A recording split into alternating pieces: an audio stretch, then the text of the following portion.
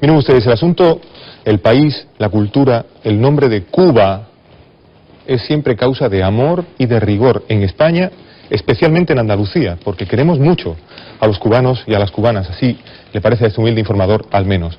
Iroel Sánchez Espinosa es un importante periodista cubano, bloguero, que está en España estos días para pronunciar conferencias y presentar su libro, del que hablaremos enseguida. Trabaja en la Oficina para la Informatización de la Sociedad Cubana, si decimos bien. Iroel Sánchez Espinosa, buenos días. Buenos días. Gracias por estar con nosotros. Aparte de su blog La Pupila Insomne, tenemos muy poquitos minutos, trabaja usted para otros medios en línea, por ejemplo, Cuba Debate, Rebelión, La Jiribilla. ¿Diría usted que la información en línea, la que se hace a través de blogs, es muy importante en todo el mundo, pero especialmente importante en Cuba? Bueno, realmente es el intento de dar un punto de vista desde Cuba. Como usted decía, no solo en Andalucía, en el mundo se opina mucho sobre Cuba, a veces sin contar con los cubanos, ¿no? A ver, ¿conoce usted también estos otros medios? Primavera de Cuba, Cubanet, Diario de Cuba, Café Fuerte, Hablemos Press, Miscelánea de Cuba, Voces Cubanas, Penúltimos Días. ¿Los conoce usted estos medios? Sí, bueno, todos esos medios tienen un punto común. Dímelo. Viven del presupuesto que aprueba el gobierno de los Estados Unidos, 20 millones anuales por ley para un cambio de régimen en Cuba. Estados Unidos es el único país. ¿Tiene usted comprobado ese dato? Sí, búsquelo en las leyes norteamericanas. Estados Unidos es el único país que aprueba todos los años por ley un presupuesto para derrocar al gobierno de otro, en este caso el de Cuba. Entonces, ¿usted los calificaría como de sedicentes? No, sencillamente son empleados del gobierno de los Estados Unidos para ejecutar una tarea. Por ejemplo, informadores independientes no los llamaría. No, son dependientes, le quitaría el IN. Dependientes de Estados Unidos, dice usted. No, o sea, digo yo no, dice la ley de Estados Unidos, el presupuesto de 20 millones anuales para el cambio de régimen en Cuba. Dígame una cosa, usted conoce bien la materia. ¿Los cubanos y las cubanas pueden desde casa, digamos, establecer una conexión directa con Internet? Desde la casa no. Hoy hay en Cuba más de 118 salas de navegación. En las condiciones de Cuba nosotros tenemos un problema en desarrollo de las infraestructuras de Internet, en buena medida por no disponer de los recursos económicos y tecnológicos, fruto del bloqueo de Estados Unidos, para poder llegar hasta las casas. Es una voluntad del gobierno cubano que no se ha podido ejecutar. El país ha tenido que tener otras prioridades relacionadas con el desarrollo, con el acceso a servicios que en Cuba son gratuitos, como la educación, como la salud, que en muchos lugares se están recordando, y los cubanos han definido eso como su prioridad, pero cualquier cubano que tenga los recursos económicos va y contrata 1 hora, 2 horas, las que deseen, una sala de navegación. Se informa de que una hora vale como 7 o 9 dólares de Estados Unidos. $4.50. Vale, ¿y eso los tienen muchos cubanos? ¿Sí? ¿Pueden pagarlo sin problema? No los tienen muchos cubanos. Bien. Pero a la vez, en las universidades gratuitas, en todas las instituciones de salud es gratuita, en más de 100.000 médicos y profesionales de la salud disponen en su casa del servicio de una red que se llama Infomet para, entre otras cosas, acceder a contenidos de Internet relacionados con la ciencia, con la medicina, y mejorar su formación. Con esa formación y con esa calidad de servicio, hoy más de 40.000 profesionales de la salud cubana resuelven los problemas de salud en el tercer mundo de muchos países. Háblenos un poco de su libro, que se titula Sospechas y disidencias, una mirada cubana en la red. Parecería por el título que es que la presencia cubana en la red es un poco la de búsqueda de culpables.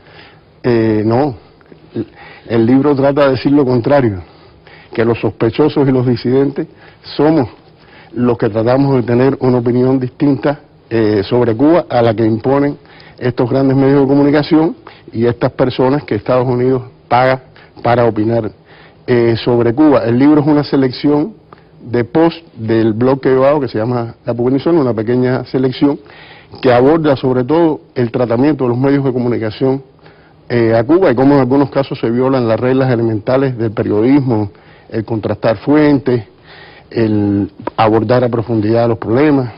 Dígame, por favor, respuesta a esta pregunta que le planteo en estos términos. ¿Son necesarios en Cuba ciertos cambios políticos y económicos para que sus ciudadanos puedan disponer de mayor bienestar material y alcanzar la realización personal? Le pregunto. Muy necesario. De hecho, ha habido en los últimos años un debate muy amplio. Por ejemplo, de más de 8 millones de cubanos participaron en el debate de los lineamientos económicos y sociales, que después se reformularon en base a ese debate, en base a esas opiniones, y recogió una agenda de cambios que en estos momentos se están implementando en Cuba. Eso es de consenso, pudiéramos decir, general en Cuba, la necesidad de esos cambios. Lo que no están de acuerdo los cubanos es con aplicar una doctrina de shock, como se ha hecho en otros lugares que han lanzado a la calle a millones de personas, han dejado en el desamparo a otros muchos también. Sin embargo, por esos términos, por haber afirmado lo que yo le he preguntado, es decir, por haber dicho son necesarios en Cuba ciertos cambios políticos y económicos para que sus ciudadanos puedan disponer de mayor bienestar material y alcanzar la realización personal, un inspector aduanal cubano comunicó a la bloguera Joanny Sánchez la confiscación de ejemplares de su libro Cuba Libre. ¿Usted conoce a Joanny Sánchez personalmente? Personalmente no. A ver, eso no es cierto. A ella no le han confiscado ningún libro. Ella puede haber dicho eso, pero no, y mucho menos por decir eso.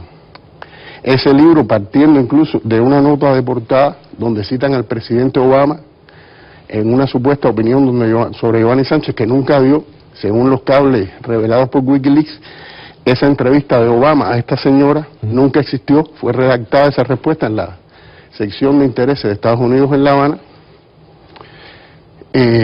Bueno, por tanto, está demostrando que desde la portada ese libro que usted cita es un fraude, es una construcción como parte de esa guerra contra Cuba financiada por el gobierno de los Estados Unidos. El blog de Joanny Sánchez, por cierto, mundialmente conocida, como usted sabe, internacionalmente premiada, no solo por Estados Unidos, no dice que hubiese un encuentro físico para entrevista entre Obama y Joanny Sánchez. Dice que ella remitió a través de Internet una serie de preguntas que Obama respondió. Son dos cosas distintas. No. Esa entrevista nunca existió. Según los cables de los diplomáticos norteamericanos en La Habana, documentos secretos que usted sabe que Wikileaks reveló, ella le entregó esa entrevista a los diplomáticos norteamericanos, que por cierto ella es la colaboradora de una embajada norteamericana más citada por los cables de Wikileaks, un dato muy interesante que los medios de comunicación suelen ignorar, y el cable fue respondido allí mismo y le enviaron al Departamento de Estado, nunca a Obama, la respuesta que un diplomático norteamericano redactó, incluyendo también unas preguntas similares para el presidente Raúl Castro, que en vez de mandarla al presidente las mandó a la sección de intereses de Estados Unidos en La Habana. Dígame sí o no, ¿usted diría que es una traidora de la revolución, Joanny Sánchez? Traidor es el que participa de una causa. Veo que no la llamaría así. No. Es una traidora, en todo caso sería contra su país, contra su nación, no contra un proyecto político, porque el gobierno de los Estados Unidos lleva 200 años tratando de intervenir en los asuntos de Cuba, desde Thomas Jefferson. Usted es periodista, conoce muchos periodistas en Cuba. ¿Usted le suenan los nombres de Mario Echeverría Driggs, David Águila Montero y William Cácer Díaz? Los ignoro. Dice Reporteros Sin Fronteras que están detenidos desde la semana pasada y pide su puesta en libertad. Lo digo para que lo sepa. En Cuba no hay ningún periodista preso. Esas personas no son periodistas en Cuba, no ejercen el periodismo. En Cuba no hay nadie preso por tener una opinión, algún delito supongo. Si están presos de verdad, Reporteros Sin Fronteras, también le invito a buscar su financiamiento, a ver quién está detrás de ellos y por qué no denuncian, por ejemplo, los casos de periodistas asesinados en América Latina, de los cuales todos los años hay decenas y ninguno es cubano. ¿A usted le parece que también Reporteros Sin Fronteras depende de Estados Unidos? Bueno, no me parece. Le invito a que busque sus fuentes de financiamiento y, por ejemplo, su relación con la National Endowment for Democracy, que, según The New York Times, no mi opinión, es una pantalla de la CIA. Señor Sánchez, mire, tenemos muy poquito tiempo. ¿Alguna pregunta más en nuestra mesa? Yo creo que sobrevolaba toda la conversación, pero no se ha formulado de manera explícita. ¿Hay libertad de expresión en Cuba? ¿Hay censura política en este momento en Cuba? Con sinceridad. Bueno, si entendemos con libertad de expresión el derecho que tiene cualquier persona a decir lo que piensa, sí. Si entendemos como libertad de expresión el derecho de una minoría, que en el mundo es un 1%, según dicen las pancartas del movimiento Occupy Wall Street, a controlar los medios de comunicación, a controlar la economía y a controlar el ejercicio de la política, no. Señor, sí, Concha, rápidamente. ¿Puedo, Carlos? Sí. No, quería preguntar si la administración Obama ha supuesto algún cambio en su relación de Estados Unidos con Cuba o es la misma línea que los presidentes anteriores. Bueno, en su opinión. Obama regresó la política a lo que había hecho Clinton y que Bush había revertido, o sea, permitió el viaje de los cubanos americanos a Cuba, que Bush había prohibido muy restrictivamente, permitió algunos viajes con objetivos culturales y educativos, y a la vez ha recrudecido la persecución, por ejemplo, las multas a cualquier banco que opere con Cuba, con dólares norteamericanos, a empresas que vendan tecnología a Cuba. Ahorita hablábamos de Internet, por ejemplo, la empresa Ericsson sueca, el año pasado fue multada fuertemente por vender equipos para la telefonía celular a Cuba. O sea, por un lado, él ha tratado de dar una apariencia de cambio con estos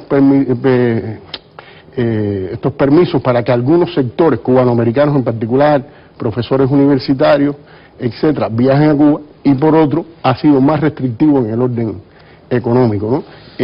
Incluso estos cambios últimos en el orden cultural, educativo para la relación con Cuba, por las presiones de los sectores políticos de ultraderecha en Miami, después les dio un poco atrás y fueron más restrictivos. Esa es Señor Sánchez, la percepción que tenemos. Gracias. Hablar de Cuba como asunto de amor y rigor sería tema para muchas horas en Andalucía, especialmente también en toda España en su conjunto. Gracias por estar esta mañana con nosotros. Muchas gracias a ustedes por permitirnos estar aquí, y ha sido un placer compartir estas ideas. Gracias. A ver, esta mañana de martes vamos con otro asunto, si os parece.